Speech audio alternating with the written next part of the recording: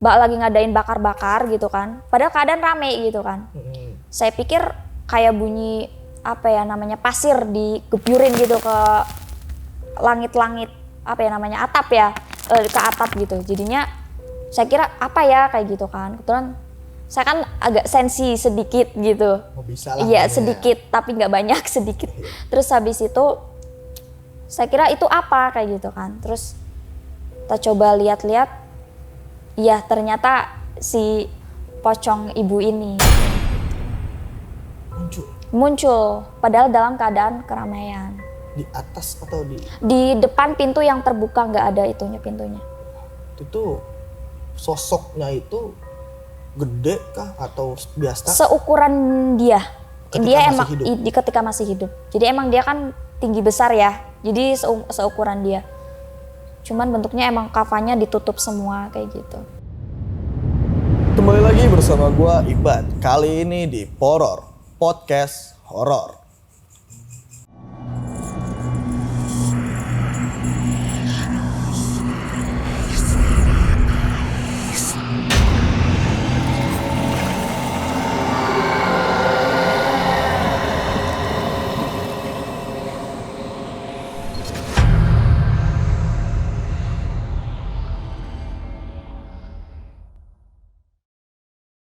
Spesial buat kali ini, gue kedatangan tamu nih yang jauh banget ini kayaknya dari Jawa Tengah langsung.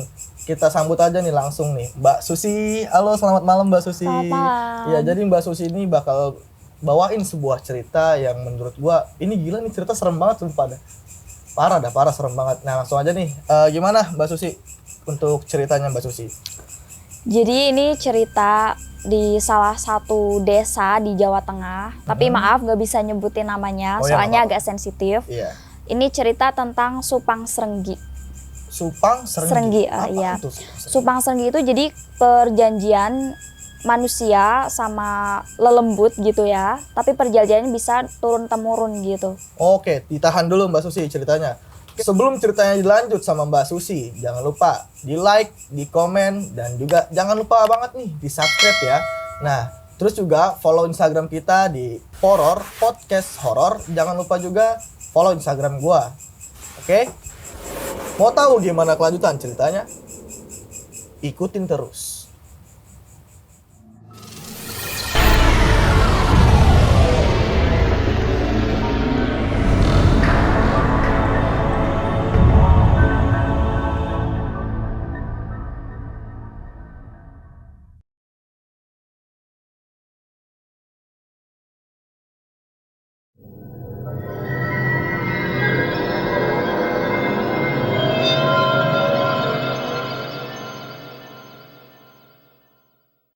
Jadi ini kejadian di salah satu desa di Jawa Tengah dan saya ngalamin sendiri. Oh, berarti ini Mbaknya ngalamin sendiri nih? Iya, teror-teror dari kejadian ini. Oh, oke. Tadi itu apa tuh Mbak yang Mbak sebutin sebelumnya? Itu Supang Srenggi namanya. Supang Srenggi. Iya, Supang Srenggi. Oke, dilanjut lagi Mbak.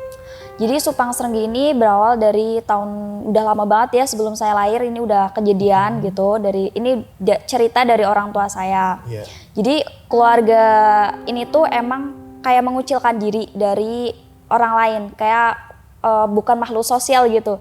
Jadi emang keluarganya dididik anak-anaknya tuh nggak boleh bergaul sama berarti orang luar kayak gitu. Iya, keluarganya introvert banget. Tapi emang nggak kerja nggak apa, tapi punya ladang yang banyak gitu, rumahnya juga bagus, kayak gitu. Terus keturunannya tuh semuanya ya sekolahnya tinggi-tinggi kayak gitu dan jadi pangkat semua. Tapi kayak baru dugaan-dugaan gitu, belum ada korban ataupun apa. Jadi cuma kayak ini pesugihan kayak gitu. Berarti dia tuh mendapatkan ya kayak harta lah, tapi dia padahal nggak kerja. Nggak kerja. Tapi kemudian hari itu malam Sabtu Kliwon tepatnya ada yang mengetuk rumah warga. Jadi ada bapak-bapak yang udah bapak-bapak lah umur sekitar 50 tahun itu mengetuk rumah salah satu warga dan dia nanya bapak ini gitu, tahu nggak alamatnya bapak ini, dan si bapak ini ternyata membawa uang 1 karung. Nah mulailah gempar bahwa si bapak ini ternyata emang beneran pesugihan kayak gitu. semakin lama kayak semakin menutup diri gitu kan. Anak laki-lakinya pun tidak boleh kayak melakukan aktivitas seperti futsal, entah bola. Anak perempuannya pun dididik untuk di rumah aja dan nggak boleh menerima bantuan apapun dari orang luar. Bener-bener gitu. introvert ya? Bener-bener introvert. Nggak, dia tuh nggak bersosial Nggak sama sekali. Sama tetangga sebelah. Sama tetangga nggak. Bahkan hajatan kayak nikahan kan harusnya kan tetangga tuh guyup rukun gitu kan kalau orang desa. Kalau dia nggak, harus keluarga besarnya aja, nggak boleh ada orang luar. Dan nggak boleh misalkan kayak mau kondangan itu nggak boleh, harus tetap orang dalamnya aja kayak gitu. Waduh, itu parah sih, itu diajarin sama siapa itu kayak gitu ya? Iya. Iya, ya udah mulai lagi. Terus kejadian makin lama terus ya kekayaannya makin nambah terus menerus gitu kan. Sampai kemudian banyak hal-hal yang mungkin banyak kayak gak masuk akal gitu. Tiba-tiba beberapa ada yang kehilangan uang dan lain sebagainya gitu. Tapi dia kayak kehilangan uang gitu. Tetapi keluarga ini tuh diem aja gitu, maksudnya warga yang lain tuh rusuh risih kan karena beberapa kehilangan barang, uang gitu. Tapi kayak dia tuh kayak nggak terjadi apa-apa gitu, biasa aja. Berarti tapi itu warga udah punya dugaan dong? Iya, udah pernah dugaan sebelumnya, tapi belum ada bukti yang lebih otentik. Meskipun pernah ada yang datang dan sebenarnya tuh katanya tuh entah lelembutnya yang jadi menyuruh orang buat ngasih uang itu gitu. Tetapi masih belum masih simpang siur lah, belum jelas. Udah ada info yang beredar belum nih? Lelembutnya tuh apa? Supang Serenggi itu jadi bentuknya tuh celeng ya, tapi bukan babi ngepet, beda lagi. Tapi celeng kayak gitu. Tapi bukan babi ngepet. Tapi bentuknya babi. Bentuknya celeng, bukan babi. Babi. Iya. Terus gimana tuh kelanjutan lagi? Ya semakin hari beberapa tanah yang ada di desa itu keluarga itu yang nguasain jadi semuanya itu. Sampai pernah kejadian waktu itu di salah satu rumah cucunya. Jadi yang itu kan kakeknya ya, di rumah salah satu cucunya itu pernah terjadi kebakaran yang hebat gitu. Tetapi benar-benar gak mau ditolongin sama warga. Bahkan waktu mau ditolongin beliau malah mengatakan, kamu ngapain ngurusin hidup kami kayak gitu. Justru malah diusir. Loh, justru kan mau bantuin. Iya, tapi kayak gitu saking introvertnya keluarga itu. Padahal kebakaran tuh ya? Padahal kebakaran besar. Gak mau ditolongin sama warga sekitar. Iya, gak mau. Karena memang takut kebongkar mungkin. Enggak, iya. Terlalu introvert sih emang. Lanjut lagi Mbak ceritanya. Ya, jadi kejadian tuh kan udah lama banget. Terus pernah kejadian si anaknya itu meninggal. Tetapi meninggalnya tuh gak kecium warga nih, maksudnya gak ada tanda-tanda perubahan atau gimana gitu. Jadi dia kan mempunyai 7 anak dan 7-7-nya itu perempuan semua. Jadi si anak yang pertama itu yang meninggal.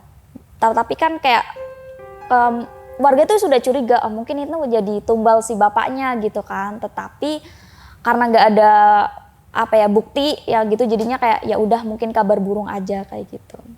Tapi berarti pas ketika si anak pertama itu meninggal, warga pada datang? Warga belum bisa. Tetapi beberapa sih, tapi nggak sebanyak yang diperbolehkan gitu maksudnya. Cuma sedikit yang aja. Khusus-khusus iya, aja cuma yang khusus aja. Oke, terus gimana tuh kabar selanjutnya gimana? Iya, terus sampai kemudian di tahun 2022 kemarin menjelang tahun baru ya, ada anak. Berarti baru dong? Iya, baru kejadiannya ini baru. Jadi si ibu ini tuh kebetulan anak nomor 4 ya yang meninggal ini. Namanya saya nggak bisa nyebutin karena privacy. Terus kemudian dia awalnya sakit, tapi sakit tidak tahu kenapa gitu. Dia sakit selama 25 hari dan tidak boleh ada yang ngejenguk, tidak boleh ada yang maksudnya nggak boleh ada orang luar yang masuk gitu. Sampai kemudian katanya di rongsen, di pengobatan apapun dia tidak masuk kayak gitu. Sampai terus kemudian sampai akhirnya ada berita bahwa beliau itu meninggal. Meninggalnya itu udah tahu penyebabnya apa warga-warga? Belum tahu. Jadi meninggalnya tuh nggak tahu alasannya tuh kenapa gitu. Sampai ada berita keluar itu gara-gara salah satu warga di desa kami tuh jadi perawat di salah satu rumah sakit yang si ibu ini dirawat gitu. Nah dia membocorkan bahwa kok si ibu ini kok meninggal tapi kok sama sekali nggak boleh ditakziahi gitu. Hanya keluarga yang ada di rumah. Bahkan kayak besan gitu kan, karena anaknya banyak, cucunya udah banyak, itu nggak boleh lihat. Cuma satu keluarga yang ada di rumah itu.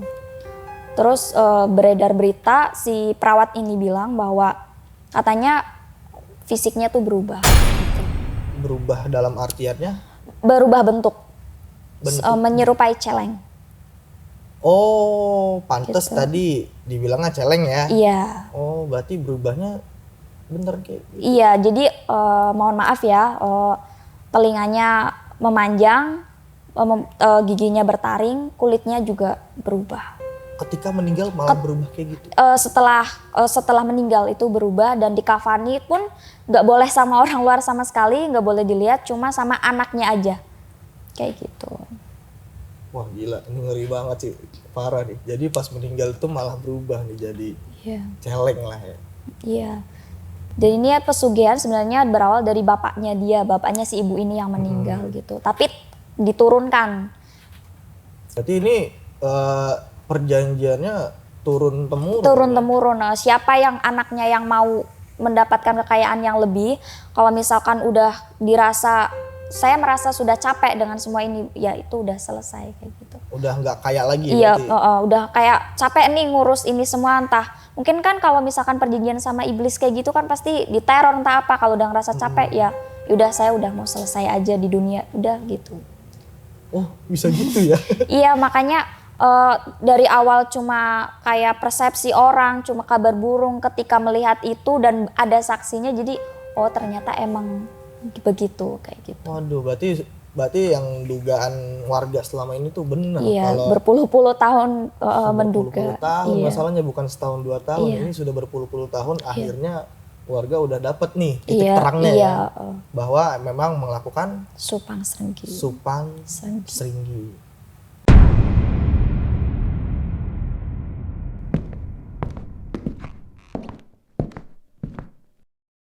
Bagi kalian yang punya pengalaman horor, bisa kirim ke email podcast horor atau DM ke IG podcast horor.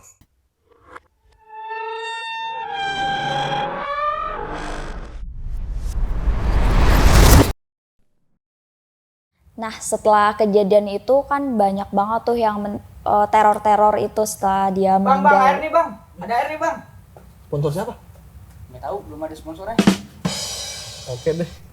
Ini ganti nih, maaf nih. Aduh, mau ini belum ada sponsor nih gua. Aduh, buat sponsor yang mau masuk. Bisa nih. Ya, biar. Oke. Oke, dilanjut lagi Mbak. Tadi terornya gimana tuh Mbak tuh teror? Iya, jadi setelah beliau dimakamkan, jadi maaf sebelumnya kepotong tadi, karena keadaan pas setelah meninggal itu kayak gitu, jadi di kuburan umum itu beliau tidak diterima. Oh, Iya, ditolak warga, karena awalnya ditutup-tutupin tapi udah menyebar dan kayak warga nggak mau kayak gitu menerima si jenazah tersebut. apa alasan warga tuh nggak mau nerima?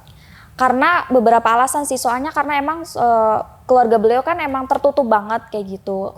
Dan maaf setelah meninggal kejadiannya seperti itu, jadi warga kayak ngapain gitu.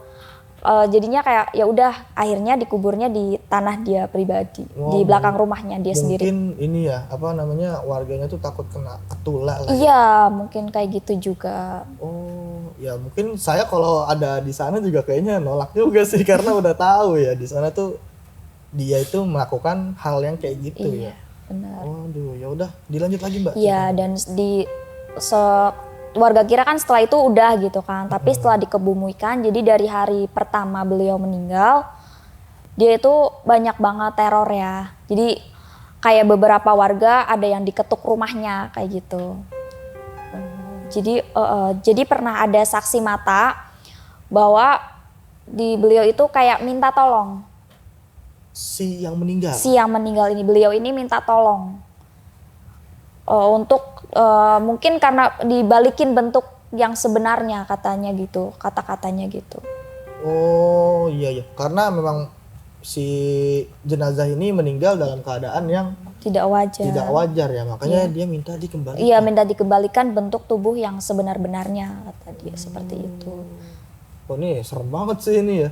Oke, lanjut lagi Mbak. Iya, jadi setelah itu dari hari pertama, hari kedua, seterusnya tuh masih sama. Jadi satu desa itu kan banyak banget ya, hampir 2.500 warga. Dan satu desa itu dibagi beberapa dukuh, dan yang nggak dekat rumah pun pokoknya intinya masih satu desa itu dikedatangin semuanya. Dimintain tolong kayak gitu. Satu persatu. Satu persatu. Jadi siapapun yang ketika waktu itu ada yang ngomong, dia datang. Makanya kalau diomongin dia datang. misalkan ke siang-siangnya kan mungkin pada para ibu-ibu kan pasti Gosip lah. ya gosip kayak Iya. gitu.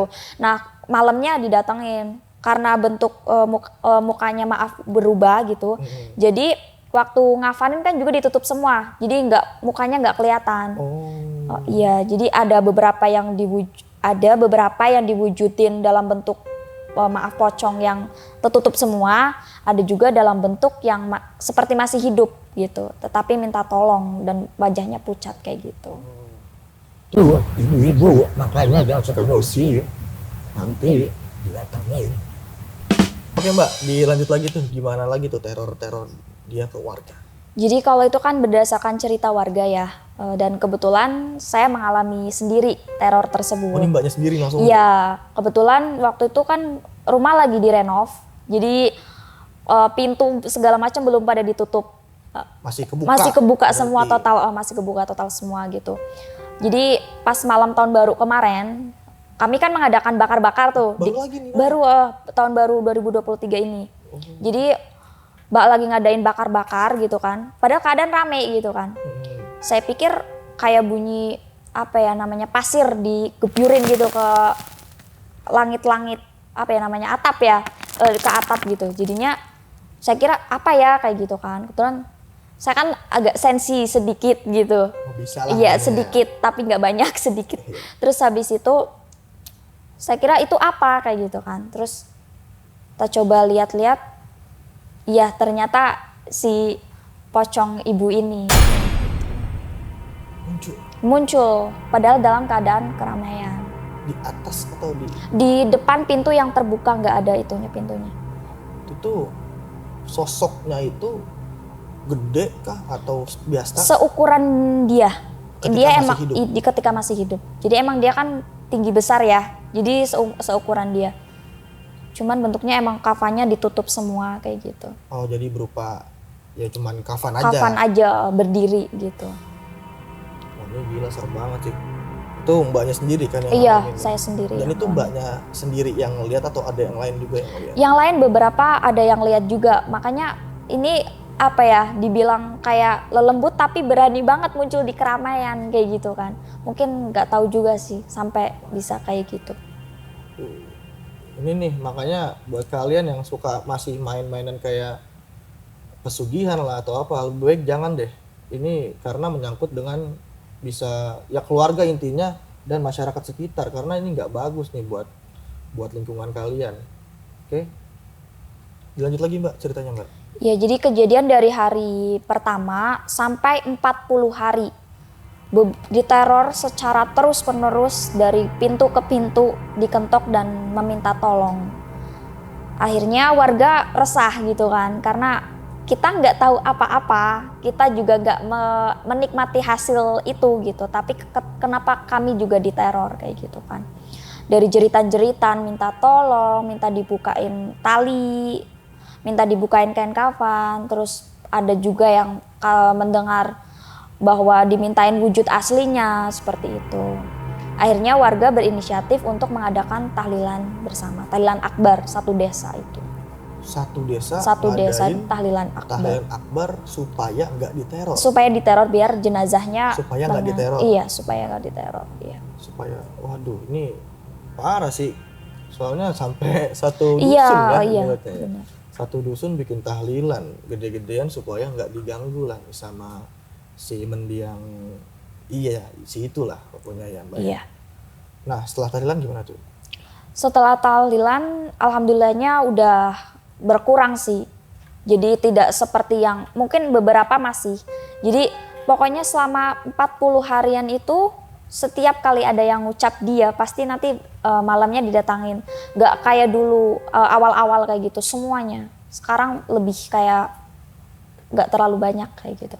Udah nggak satu-satu. Iya, gitu. udah nggak satu-satu didatengin gitu. Nah, setelah 40 hari teror itu gimana tuh Mbak tuh kelanjutan ceritanya? Setelah 40 hari kan diadakan tahlilan akbar ya, dan teror itu udah nggak ada lagi sih. Oh, berarti udah nggak ada tuh. Udah nggak ada. Oke. Tuh dia ceritanya, nanti masih banyak nih pertanyaan-pertanyaan di closing.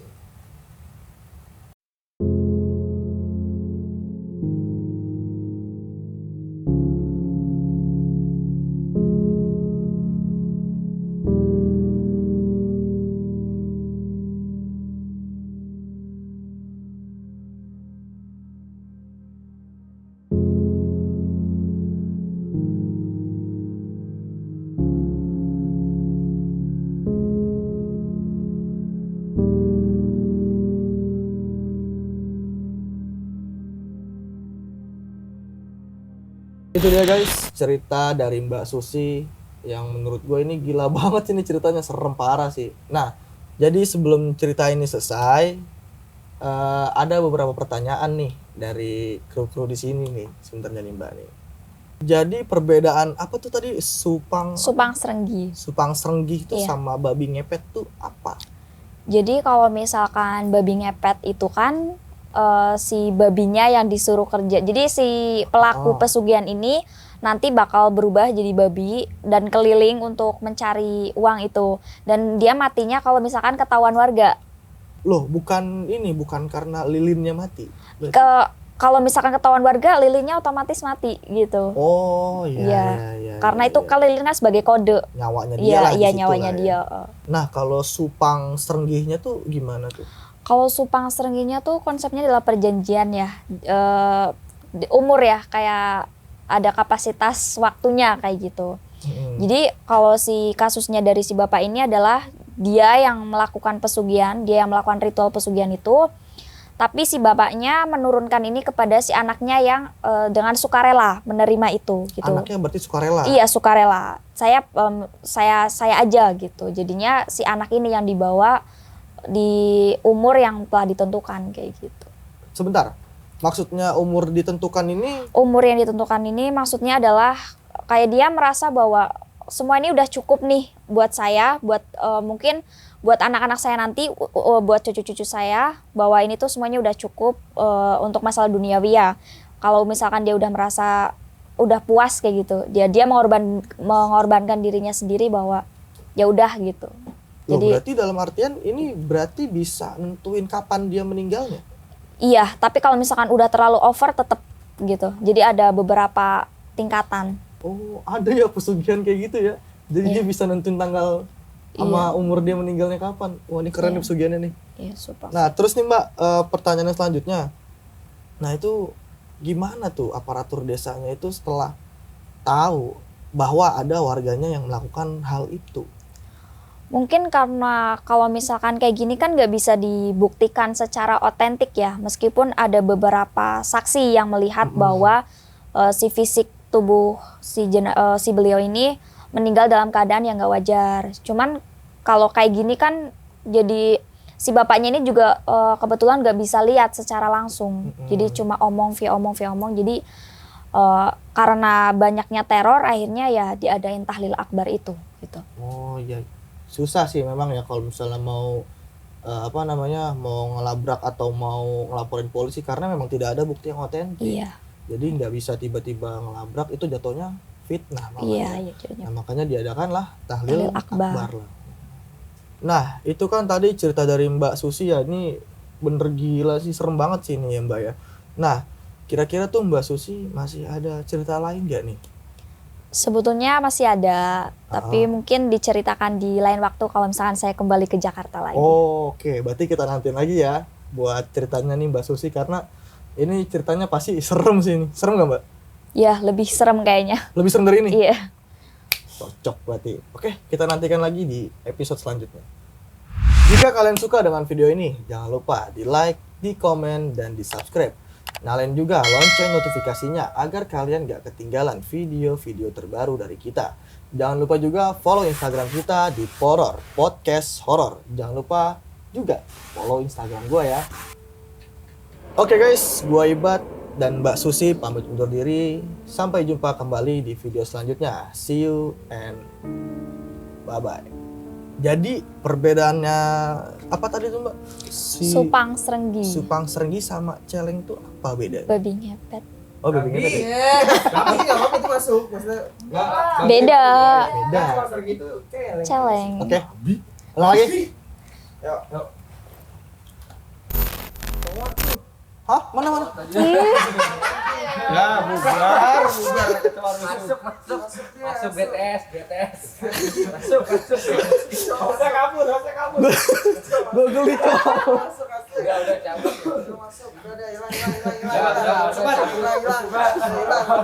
Sama kecoa takut tuh. Bongkar kan gue. Kasih tahu Bel. Sama orang tua berani. Bongkar gue jadinya nih. Aduh. BTS, pas panik kan.